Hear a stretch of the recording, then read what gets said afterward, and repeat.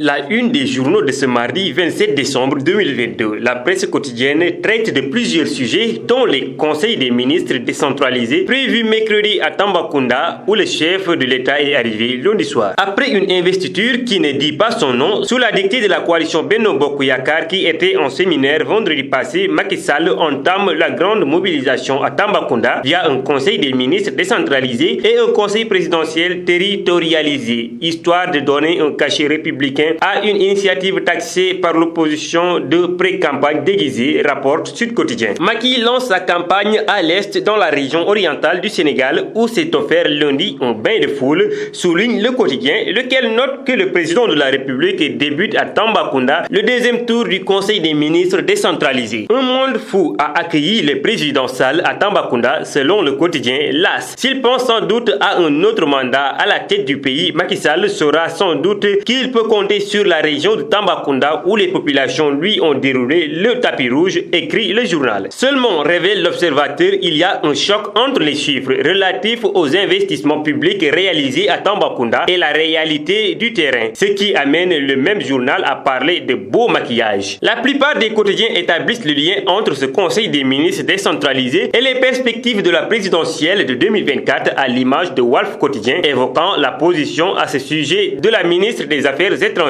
Pour maître Aïssata Tall Sall, citée par Walf Quotidien, la troisième candidature de Macky Sall à cette présidentielle n'est ni juridique ni politique, elle est mathématique. Madame Aïssata Tall Sall a validé juridiquement la troisième candidature polémique selon Tribune. Pas étonnant donc si le leader du PASTEF, Ousmane Sonko, considéré comme son principal opposant, déterre la hache de guerre. Il compte ainsi surfer sur l'opportunité représentée par le dernier rapport de la Cour des comptes qui a révélé des fautes de gestion dont l'utilisation faite au fonds Covid-19. Il a lancé un appel à tous les Sénégalais pour se joindre à la manifestation de la société civile le vendredi prochain 30 décembre, mais aussi à se mobiliser pour la réussite du concert de casseroles du 31 décembre pour, selon l'opposant, dénoncer les dérives de gestion du régime de Macky Sall. Sur un autre sujet qui concerne le blanchissement des capitaux et de la lutte contre le terrorisme, Busby le jour annonce que Grande-Bretagne classe le Sénégal comme pays à haut risque. En conséquence, le pays appelé à remédier dans les meilleurs délais à ces carences stratégiques, d'où ce titre de Busby le jour.